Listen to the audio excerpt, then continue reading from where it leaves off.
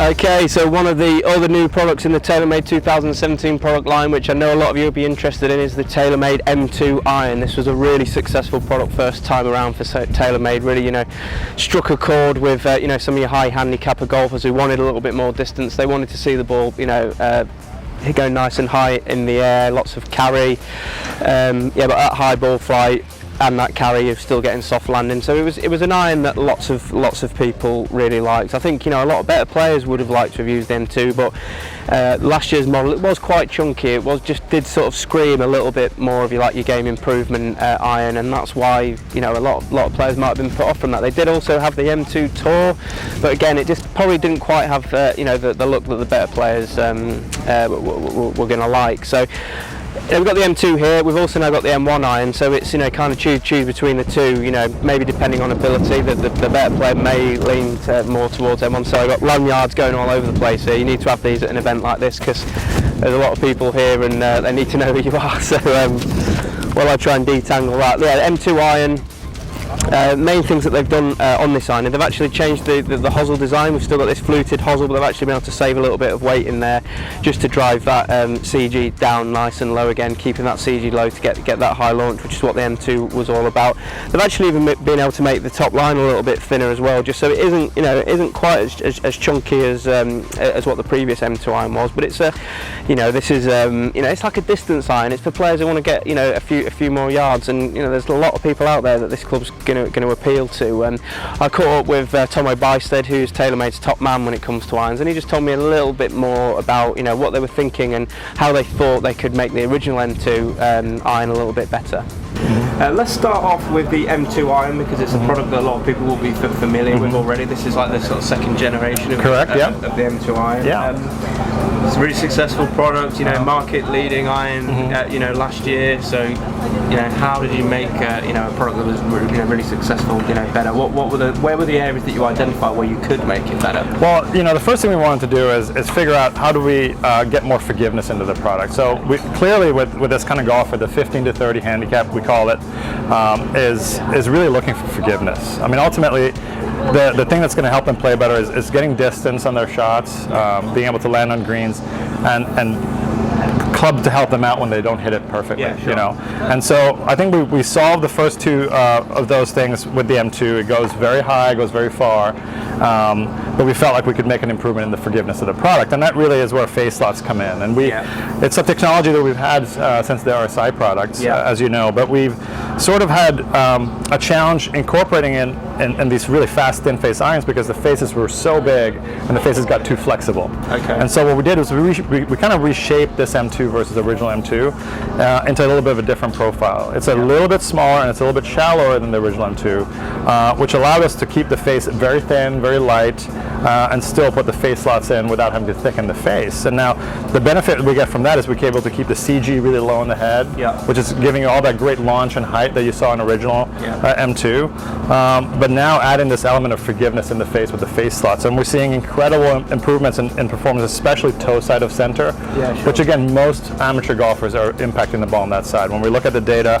almost 3/4 of all shots are hit toe side of the center of the face. So that's where the face slots provide the biggest benefit, and the dispersion of these shots from a distance perspective is going to be much improved versus original M2. Yeah, sure. So you're still going to get that high launch that obviously people will be used to with the M2. Yeah. Tell us a little bit about the work that you've done on like sound and feel as well. Yeah. I mean, was that another area to identify where you could maybe improve? Yeah. So the sound and feel of the product, essentially, as we get into a thinner head, thinner top line, and we basically make the structure so thin, almost like a shell in some places, the sound and feel becomes more and more difficult to manage. And so we embarked on a project a couple of years ago to really fully understand the geometry of the head better and how we can control the sound using the geometry. And we call this geoacoustics, so the combination of the geometry of the head with acoustical engineering. And so we actually have these strategically placed reinforcements along the top line. You can just see them in there.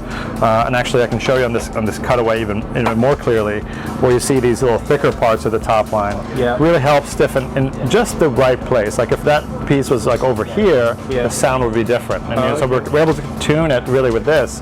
And so what that's doing is it's producing a nice pleasing sound at impact. Now, the sound that it produces as a piece like that, a metal piece, is still loud. And so the second part we have to do is we have to dampen that sound, and we use this new kind of badge for that, and it's called a 3D fin badge. And here again you can see how the badge works in terms of being attached to the back of the face, but also on the back bar of the club. So in this back piece of the club, at the back of the cavities, it's also attached there. And that provides additional support, additional absorption of energy at impact to dampen that sound, make it sound a little bit quieter and not as loud as it would otherwise be. So we're using this, again, the engineering in the club is really designed to provide the best possible feel that we can in this kind of club. What criteria do you use when you come to find that optimum sort of like sound and feel? Is it just sort of like a collective thing, or do you kind of test it out with tour players or to get the feedback? How do you know what is the right sound? Well, that's a great question, because the right sound is different for different golfers. Certainly when we talk to tour players, they want a muted sound, a solid sound, like a muscle back. When we talk about an iron that's designed to produce distance and be a very forgiving club, that player expects it to sound hot. They want to feel like it's a bright sound at impact. They feel like the ball's coming off with speed. So it's almost like a driver or a fairwood in that sense, that they don't want it totally quiet.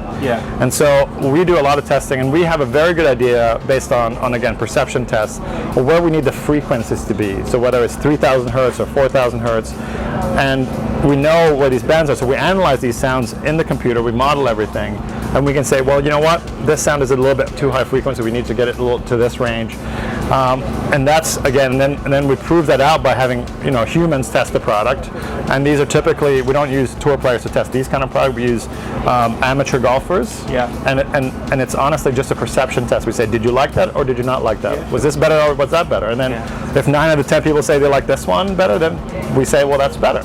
Okay, so the 17 handicapper, this Taylormade M2i should be right up my street. I've not had a hit with it yet. I'm dying to see how it compares, to the M1. I really like the look of the M1, and I'd kind of be leaning towards that club. But if the performance of the M2 is better, this is the one that I would definitely go for. I'm going to go over to the range and have a fitting session. See which one's working best for me. I'll come back to you and let you know how I got on with the Taylormade M2 iron. Okay guys, just had a good hit there with the Taylormade M2 iron. I was a big fan of this club, the last time it came around, because just give you a little bit of extra distance, nice and forgiving, nice and easy to use. So how did I get on with the new version? Well, I was really pleased actually at some of the numbers I was getting with these. I was getting a consistent 165 yards with my 7-iron on the M2, which is a little bit further than what I'd expect to hit a 7-iron. So that was great for my ego, just to see some good numbers there. And also what I found with the M2 is when I didn't really middle it, I hit a few like low off the face. It wasn't really hurting me too much from a distance point of view. So there was really positive signs there with the M2 iron. The technology that they've put into this club to make it very forgiving, it does work. I can definitely vouch for that. And it's just a bit of a toss-up for me really, whether or not I want to go in. I would go into an M2 iron, or whether I'd go for an M1 iron, which just kind of looks a little bit more pleasing to the eye, and I probably prefer the finish on there, because it's with both irons I was getting that 165 yards quite consistently. So there wasn't really much of a trade-off in terms of distance. The performance seemed to be pretty much the same of both.